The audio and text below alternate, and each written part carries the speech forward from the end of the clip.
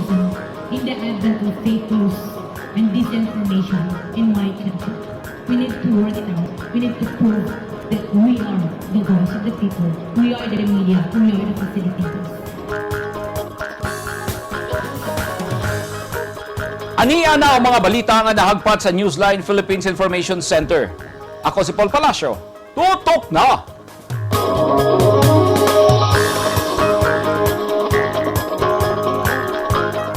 Sa mga headlines, election officers sa Mutya, Zamboanga del Norte gipusil patay.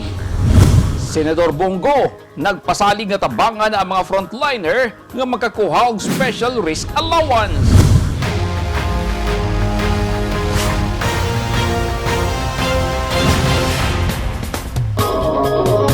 Sa detalye sa atong mga balita, patay sa pagpamusil ang election officer sa Mutya, Zamboanga del Norte pasado alas 8 kagabi, Hunyo 9, 2022. Sumala sa mga otoridad, nagmaneho siyang sakyanan, pauli ang biktima nga si Engineer Maricel Peralta, 45 anyos, kauban niyang assistant election officer, diyang kalit kining gipusil sa wa pa mailing armado pag-abot sa gikonstruct nga Napuyan Bridge sa Barangay Lapu-Lapu, Pinian, Zamboanga del Norte. Dead on the spot ang biktima tungod sa naangkon ining duha ka mga samad pinusilan sa iyang bukton di nang usa ka bala ang milapos sa iyang ilok. Padayon pang giimbestigahan karon sa kapulisan ng insidente, pagsuta kung unsa ang motibo sa pagpamusil ug aron daling mailhan ang mga responsable. Wala hinuon maigo ang kuyog ni Peralta. Ang biktima residente sa Dapitan City. Gipasabot sa Bangko Sentral ng Pilipinas sa Ozamis City nga pwede nang gamiton ang bag-ong gipagawas nga 1,000 peso polymer banknote bisan pa og experimental pa lang kini. Dili sab kini angay balibaran isip bayad sa mga gipangpalit nga produkto sa mga tindahan. Ani ang report ni Neptali Batuleño. Experimental pa lang ang pagpagawa sa bagong 1,000 piso polymer banknote sa Bangko Sentral ng Pilipinas BSP. Gipadayag ni Ramonito Hervasio, Bank Officer 2 sa BSP Ozamis Branch, nga bisan experimental pa kini apan mahimo na kining dawaton sa publiko isip legal tender. Bisan pa man nga gipagawas na ang bagong kwarta, padawat gihapon ang daan nga matang sa kwarta nga kasamtangan nga ginagamit sa pagkakaron.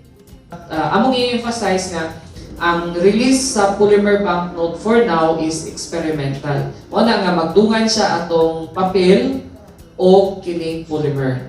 Oo. So kung ang resulta sa kanang experimental release nato maayo, niya favorable sa atong favorable siya ba, positive, posible nga maingon ang Bangko Sentral nga ipadayon ang pag-release sa kanang full-scale release of polymer banknote. Ang nasangpit nga bag-ong kwarta dili usab dali nga mapiki tungod kay aduna kini daghang mga security features, kini naglangkob sa sampagita clear window, serial number, shadow thread, vertical clear window, metallic features, blue iridescent figure, polymer sound straight, tactile dots, embossed prints, flying eagle og enhanced value panel. Ang design sa 1,000 piso polymer banknote nagpakita sa Philippine Eagle og sampagita, samtang sa likod nini makita ang Tubataha Reefs Natural Park, South Sea Pearl og Tinalak Weave design. Sa kabahin usab ni BSP Ozamis Branch Acting Deputy Director Mary Ann Junzon, gipadayag niini nga ang 1,000 piso polymer banknote una na nga gipagawas niadtong Abril 6 sa National Capital Region og sa ubang mga dapit apan giplanuhan nga ipagawa sa bulan sa Nobyembre nining tuiga ang dakong bulki sa kwarta. It was launched on April 6 and initially has been released into circulation in the National Capital Region and a few actually in the locality. If the BSP's timeline will go as planned, the bulk of these banknotes will be released by November this year. Nasayran nga ang BSP kanunay nga nag-update sa ilang design sa mga kwarta aron masiguro nga dili dayon kini makopya sa mga counterfeiters. Neptali Batuleño, Newsline Philippines, Province of Misamis Occidental. Stay safe. Nagpasalig si Senador Bongo nga tabangan ang mga frontliner nga mahatagan og special risk allowance atol sa pag-turnover sa 100 million pesos nga cash assistance sa Malasakit Center og linear acceleration machine sa Davao Regional Medical Center sa Tagum City, Davao del Norte. Ani ang report ni Norin Michelle Igonia. Ginunulan og 100 million pesos ang Malasakit Center sa Davao Regional Medical Center sa Tagum City, Davao del Norte gikan sa opisina sa presidente. Dungan sab niini ang pag-turnover sa medical linear accelerator machine sa DRMC nga usa ka external beam radiation treatments para sa mga naay cancer. Mismong si Senador Bongo ang nag-turnover niini ug nakita sa senador ang sakripisyo sa mga frontliners hatod sa pandemya. Busa, gipasalig niini nga iyang tabangan nga mahatagan og special risk allowance ang mga frontliners. Now, as Committee Chair on Health sa Senado, ayaw mo ka-goal kay ako yung ilusok tanan para sa healthcare nato. Not only that, kani gusto ninyo na madungog, isa ko sa co-author o ako yung gipaglaban katong special risk allowance ninyo. Kung bakit nandito tayo ngayon ay atin pong inaugurate ang medical linear accelerator na gamit po sa pag-treat or paggamot ng sakit na cancer. Meron po tayong linear accelerator nung nakaraan pero yun po ay nasira na dahil magsasampung taon na po. Nalaman namin na hindi na talaga siya maayos, kami po ay sumulat sa Office of the President kay President Rodrigo Roa Duterte at kami po ay nagpatulong kay Senator Bongo na kung sana ma-provide tayo ng funding para mabili natin ang bagong linear accelerator na para magamit natin para sa pag-treat ng mga cancer. At hindi po tayo binigo ni Presidente at ni Senator Bongo. Tayo po ay binigyan at ngayon po ay pwede na po natin magamit ulit. Mapasalamaton sab si Dr. Brian Dalid, ang DRMC Chief of Hospital, tungod sa tabang pinansyal kay sukad na tukod ang Malasakit Center ni atong Oktubre 2019, 50 mil na ka mga hospital bills ang nasalbar. Matod ni Dalid, mikabat sa 360 million ang kantidad sa pondo nga nadawat sa Malasakit Center. 240 million niini gikan sa Office of the President, 89 million gikan sa Philippine Charity Sweepstakes Office kon PCSO ug 39 million gikan sa Department of Social Welfare and Development kon DSWD. Makatabang sab og dako ang gipang turnover kay di na kinahanglan sa mga pasyente nga duol sa DRMC ang muadto sa Davao City aron magpatambal. Mudawat sa bang hospital og mga pasyente gawas sa Davao Region nga usa ka paagi nga ma-decongest ang kadaghan sa pasyente sa Southern Philippines Medical Center kon SPMC. Mga kababayan ko, minsan lang po tayo dadaan sa mundong ito. Kung ano pong kabutihan o tulong na pwede natin gawin sa ating kapwa, gawin na po natin ngayon dahil hindi na tayo babalik sa mundong ito. Kami po ni Pangulong Duterte, mapresidente man siya, mahimo man kong senador o mahimo na lang ng barangay captain, patuloy ho kaming magsiservisyo sa inyo.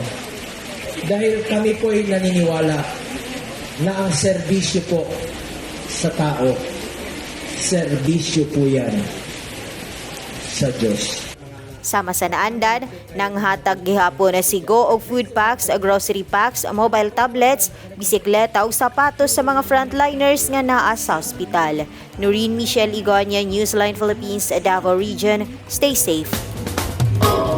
At tangi! DENR sa lain-laing lugar sa Mindanao ug mga sundalo nananom og similya sa kahoy. Og mga pulis ug pupil misalmot sa second quarter earthquake drill.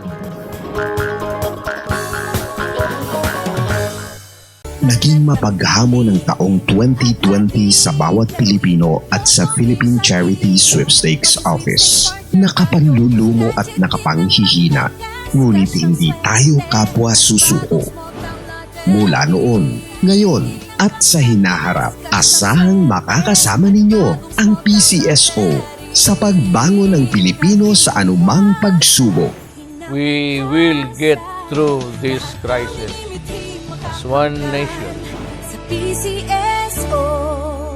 Ang mga taong dunay mga ginahambin nga mga grabing mga balatian o comorbidity, hilabi na ang mga senior citizens, sila ang mas delikado nga maigo sa coronavirus disease COVID-19. Busa dubling pag-amping ang himuon og tambali ang mga ginahambin nga mga sakit. Ang pagtumar sa Bilonga Gold Herbal Capsule is a food supplement makatabang aron mapunggan nga musamot ang mga balatian. Turmeric o luyang dilaw ang nagunang sagol sa Bilonga Gold. Gisagulan og sodium ascorbate o vitamin C aron mas mulig-on ang immune system. Ang Bilonga Gold Herbal Capsule mapalit sa mga butika.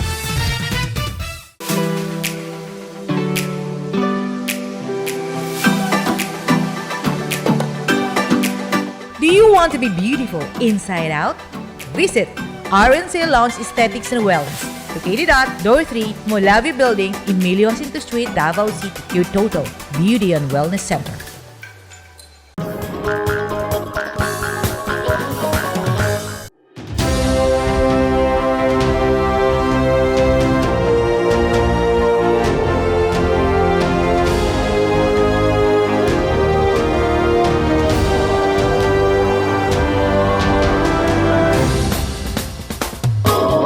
This portion is brought to you by Toyota. This portion is brought to you by Rizal Memorial Colleges. This portion is brought to you by Davao Light and Power Company. Nagkahiusa ang lain-laing sektor sa Mindanao sa pagsaulog sa Environment Month nga ang tumong mao ang paghatag og proteksyon sa kinaiyahan. Busa nananom sila og lain-laing klase sa similya sa kahoy. Ani ang report ni Eugene Hinutan. Kapin 40,000 sa klase-klaseng sidling sa kawayan, fruit-bearing trees o indigenous nga mga punuan sa kahoy ang natanom sa 155.3 hectares nga planting sites sa tibuok Soc-Sargent Region ato sa gipahigayon nga nationwide simultaneous tree growing activity nga gipangunahan sa Department of Environment and Natural Resources kun DNR. Usa ka libo ka mga partisipante ang misalmot sa tree growing activity gikan sa lain-laing sektor. Sumala ni DNR Region 12 Regional Director Attorney Felix Salizer nga ang pagpananom og mga punuan sa kahoy usa sa ilang mga pamaagi aron masalbar og maproteksyonan ang kinaiyahan.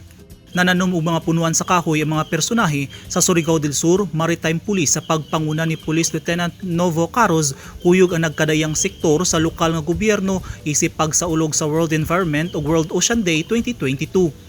Kapin 500 ka mga seedlings sa klase-klaseng kahoy sama sa magkuno, kawayan ug nara ang ilang natanom sa Barangay San Luis. Tumong sa inisyatiba sa mga pulis nga mamintinar ang natural resources sa lugar ug aron malikayan ang pagdahili sa yuta panahon sa ting-ulan.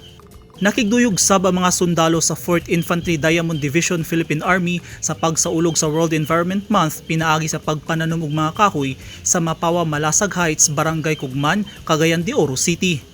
Mismong si Major General Wilbur Mamawag ang nanguna sa iyang mga tropa. Usa ka libo ka mga seedlings ang natanom.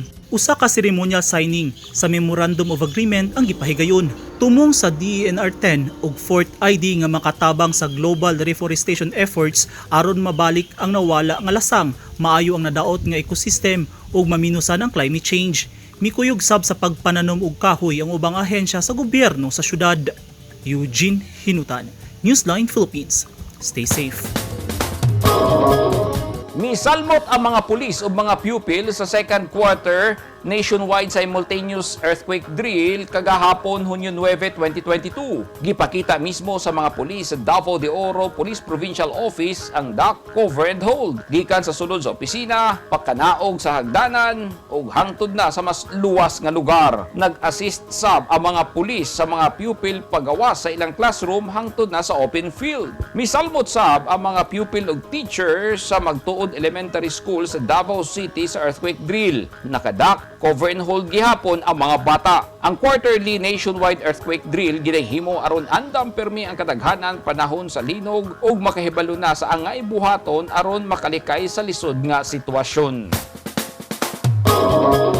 Karon pa lang gipangandaman na ang duha ka mga selebrasyon sa South Cotabato. Ang ika-56th founding anniversary ug ang ika-23rd Tinalak Festival nga himuong face-to-face ang selebrasyon sunod bulan. Gani naanay naka-line up nga mga aktibidad. Ani ang report ni Eugene Hinutan.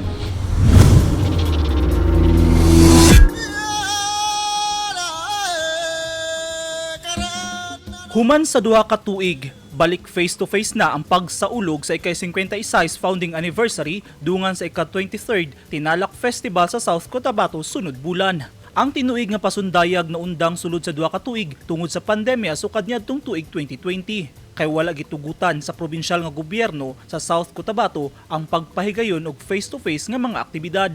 Hinungdan nga gihimong virtual ang selebrasyon sa Tinalak Festival sa milabing duha ka tuig tungod sa pandemya. Sanglit, dunay mga protokol nga gipakanaog ang gobyerno aron malikayan ang posibleng pagkuyanap sa COVID-19.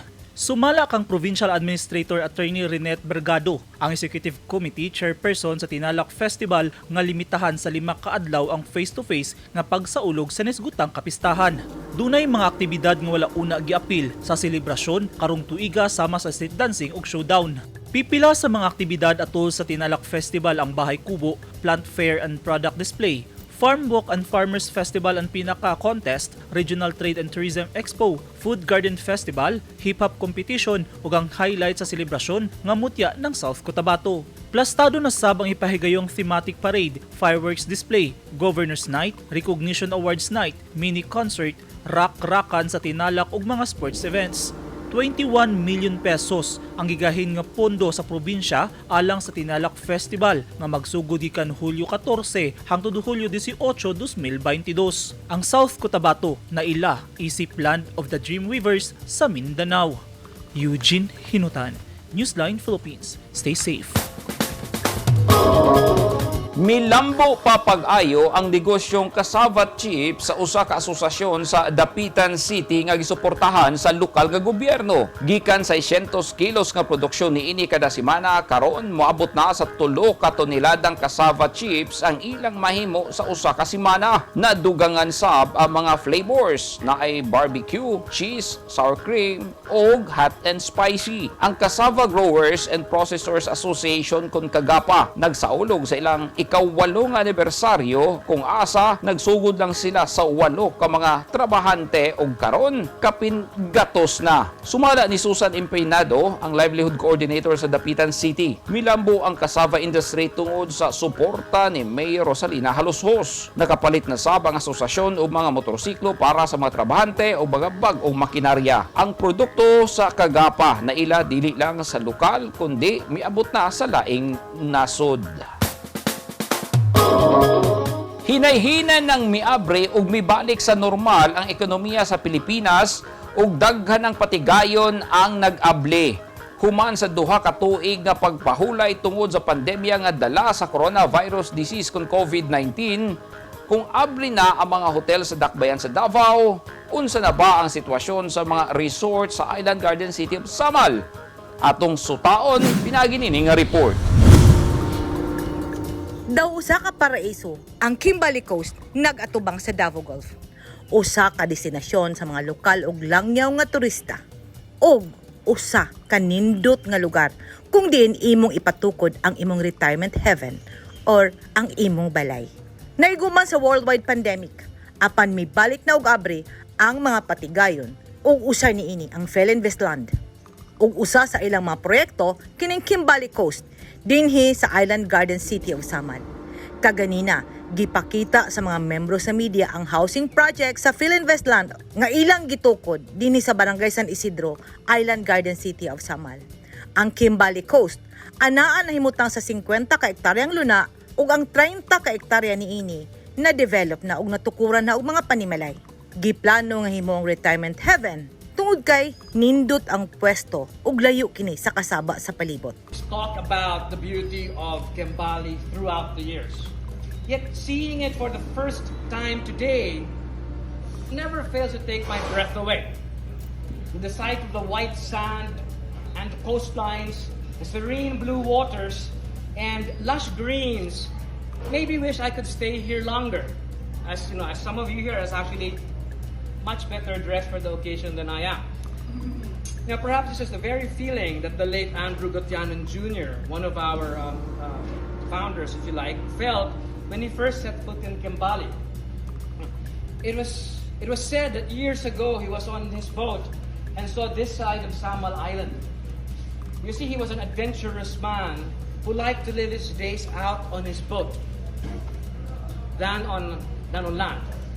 it was said that he pointed towards this direction and declared that he will create a place where beach lovers such as yourselves and such as myself would feel at home.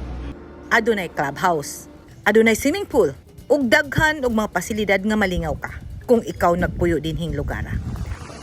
Pagsugod pa lang sa imong biyahe, isakay ka sa usa ka speedboat gikan sa barangay Lanang sa Dakbayan sa Davao ug ihatod ka sa usa ka nindot nga landing area sa Kimbali Coast. Dinhi imong makita ang mga nagkadaiyang pasilidad ug makit-an nimo ang usa ka lugar nga imong makonsidera nga imong paraiso. Many days here to bring his vision to life, together with his then protege and now our president, Philinvestland's new president, Mr. Tristan Las Marias. It looks like his sentiments echoed with like-minded nature enthusiasts because Kimbali's lot sold out within a few years of its launch. It is with pride that today we can see that the vision for an island escape has truly come to life with the exclusive resort lifestyle that Kimbali and the Veranda Resort condo has to offer. Affordable, beautiful, elegant, and budget-friendly ang Kimbali Coast. Anaa dinhi ang imong gipangita nga lugar alang sa imong pamilya, sa imong minahal sa kinabuhi, ug ang lugar kung diin layo ang imong maabot sa imong panlantaw. Tungod kay gawa sa kamingaw niini, makahupay ang lugar ug layo sa kasaba ug kasika sa imong palibot. A vertical beachfront home, as we believe, luxury is only best enjoyed when you are kissed by nature, invited to its warm embrace. And this encounter is palpable and refreshing to all our senses. The Island Escape from our Prestige by Philinvest brand boasts of generous open spaces, as you can see, and as you saw a while ago, well-appointed leisure amenities, and dwellings that cocoon its residents in comfort. These all characterize the exclusive resort home experience befitting distinctive tastes that is uniquely Kimbali's. And experience it you shall today. Nangimbitar ang Philinvestland sa mga nagplano nga mopuyo og balay sa isla nga mingaw ug nindot nga bisitahon ang ilang pwesto sa Kimbali Coast. Matud pa, bisan pa man hinay-hinay nga may balik ang ekonomiya, hinay-hinay usab nga may balik ang pagtuo sa Philinvest nga makabangon kitang tanan kay dunay panultihon. When going gets tough, the tough gets going. Edith Kaduayan, News 10 Philippines. Stay safe!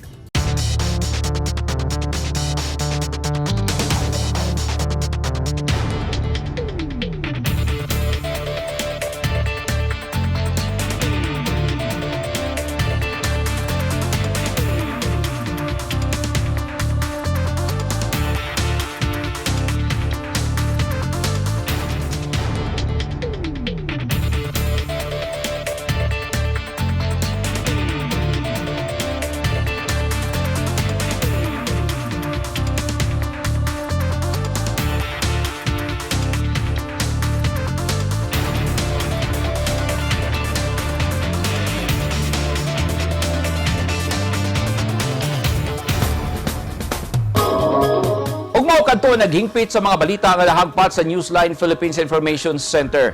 Alang sa dugang balita, bisitaha ang website nga www.newsline.ph. Sa Facebook page, Instagram, newsline.ph. ug sa Twitter, newsline.ph. Kung aduna mo yung mga balita o impormasyon sa inyong tagsa-tagsa ka mga lugar sama sa sunog ug baha, mamahimo ka na ninyong i-share pinaagi sa Newsline Messenger. Masundan o sabihin ninyo pinagi sa pag-subscribe sa YouTube channel sa Newsline Philippines. Ako si Paul Palacio. Daghang salamat and stay safe!